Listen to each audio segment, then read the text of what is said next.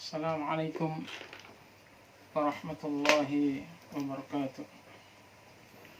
Alhamdulillahilladzi nazzala al-furqan fi syahri Ramadan liyakuna lil'alamin nadhira. Asyhadu an la ilaha illallah wa asyhadu anna Muhammadan abduhu wa rasuluh. Allahumma shalli wa sallim wa barik ala nabiyyina Muhammadin sallallahu alaihi wasallam wa ala alihi wa sahbihi wa man tabi'ahum bi ihsanin ila yaumiddin wa ba'du. Menjelang dekatnya bulan suci Ramadan, kita akan menyampaikan bab kedua buku kami, Jurnal Ramadan, dalam topik visi besar Ramadan. Seperti sholat dengan wudhu, yang di sana ada syahadatain dan penguatan komitmen. Seperti haji umroh dengan amalan miqat, yang di sana ada tatayyub, ada mandi, ada wangi-wangi, dan mengganti baju tanah air dengan baju tanah suci ihram. Lalu kita membuhulkan niat dengan talbiyah, labbaik Allahumma labbaik, dan seterusnya. Seperti mayit dengan tajhiz janazah, yang di dalam hadis Ummu Atiyah dia diwudui di awal pemandian atau di penutupnya. Maka Ramadan pun di balik timbangan hukum sholat dengan wudhu, amalan miqat bagi haji dan umrah, dan penyiapan kepengurusan jenazah bagi mayit, maka lima hadara Ramadan, Nabi sallallahu alaihi wasallam di dalam varian sabdanya mengucapkan Atakum Ramadan syahrun mubarak. Nabi ingin memberikan kesiapan mental kepada kita. Qad ja'akum syahru Ramadan syahrun mubarak. Atakum Ramadan, varian pertama. Qad ja'akum syahru Ramadan, varian kedua.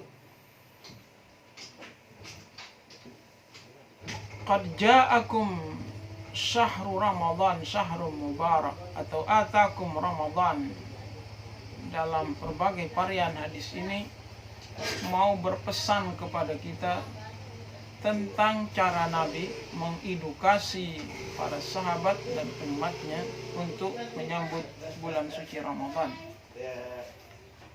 Konsep Ramadan, kalau kita berkaca dari kisah Musa alaihi salatu wassalam, ketika dia menunaikan tugasnya sebagai menantu 10 tahun dari 8 tahun persyaratan gembala kambing atas maharnya terhadap Safuria, istrinya, binti Yaqub, binti Syuaib alaihi salatu wassalam, sampai kata tafsir beliau punya 3 anak. Maka Allah berfirman, idhab ila fir'aun innahu tagha.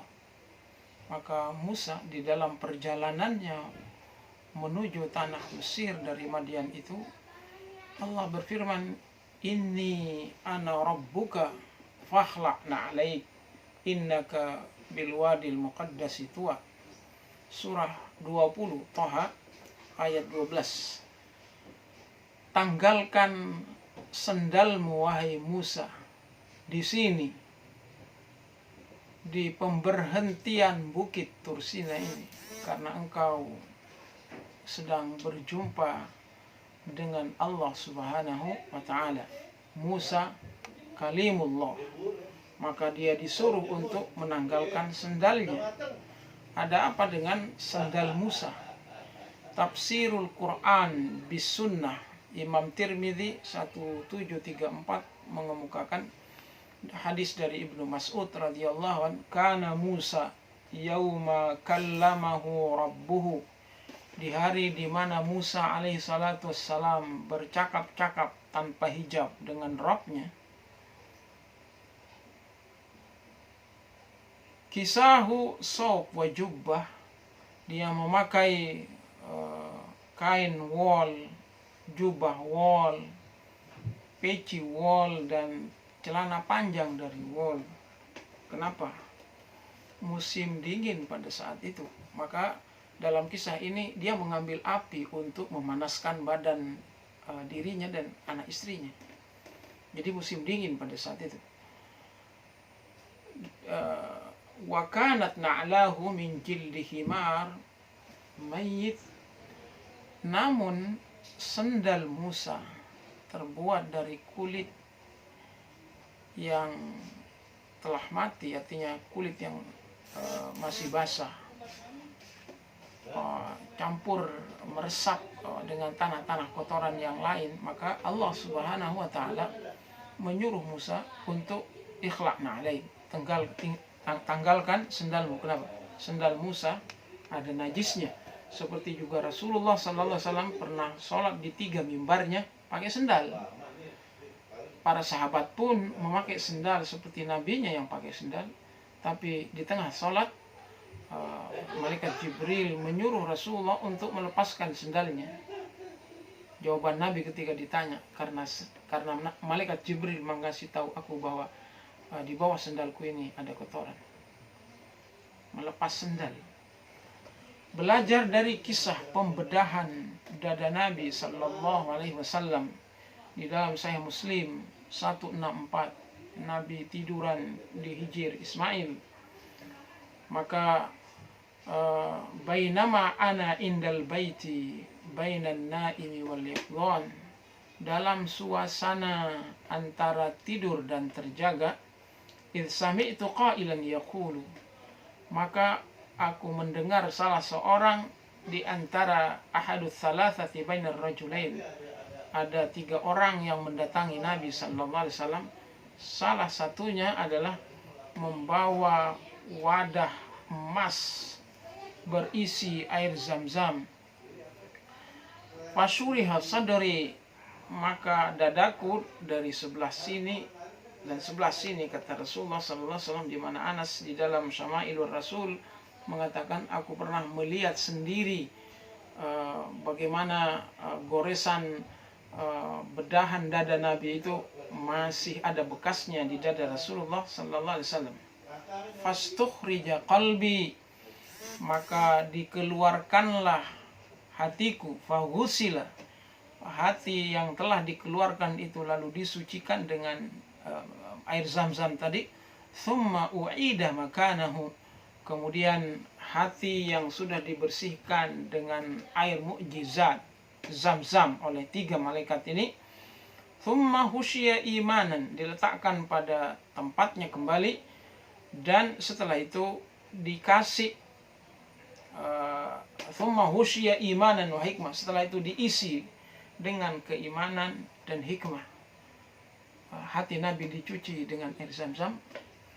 Inilah yang menjadi timbangan hukum mengapa kita berwudu sebelum sholat, tatayyub waktu di miqat, janazah dimandiin dan diwudui sebelum dikain kapankan. Kenapa? Kita mau liqa, kita mau bertemu dengan Allah Subhanahu wa Ta'ala, maka itu dada Nabi diisi dengan keimanan dan dengan hikmah. Memasuki Ramadan, maka kita juga harus mengisi, setelah mensucikan hati kita, mengisi hati kita dengan keimanan, dengan hikmah untuk menyambut bulan besar Ramadan. Dari sini dapat kita simpulkan dari timbangan kisah Musa alaihi salatu wassalam yang bertemu dengan Allah dalam bentuk api, kalimullah Musa alaihi salatu wassalam, wa kallamallahu Musa taklima. Seperti juga Rasulullah sallallahu alaihi wasallam yang dibersihkan dadanya dengan air zam-zam dan bertemu dengan Allah dalam bentuk cahaya. Nabi Adam dalam bentuk langsung dialog dengan Allah Subhanahu wa Ta'ala. Dan Ahlus Sunnah wal Jamaah mengatakan selama kita masih di dunia, maka kita bertemu dengan Allah Subhanahu wa Ta'ala dalam bentuk, dalam istilah para ahli suluk, tajalli dan takhalli, dalam bentuk penampakan, bukan wujud langsung. Nanti seperti dalam surah Yunus ayat 26, baru kita akan menemui Allah Subhanahu wa Ta'ala dalam wujudnya langsung seperti melihat bulan purnama ketika kita sudah mati. Bisa disimpulkan bahwa konsep dasar Ramadan, visi besar Ramadan setelah pensucian diri adalah penebusan dan pembebasan dari kafarah menuju magfirah, dan dari kafarah menuju magfirah naik kepada puncak keberagamaan iyyaka na'budu wa iyyaka nasta'in kita, yang takwa. Peningkatan amal dari amal umum ke amal biasa, ke amal khusus, bahkan amal andalan. Menguruskan setan, menghadirkan malaikat adalah pekerjaan besar dalam proses tarhib Ramadan. Mari kita mulai bersiap diri, mensucikan diri kita untuk menuju kejati dirian kita sebelum datangnya bulan suci Ramadan. Wassallallahu ala nabiyina Muhammadin wa ala alihi wa sahbihi wasallim. Walhamdulillahi rabbil alamin. Assalamualaikum warahmatullahi wabarakatuh.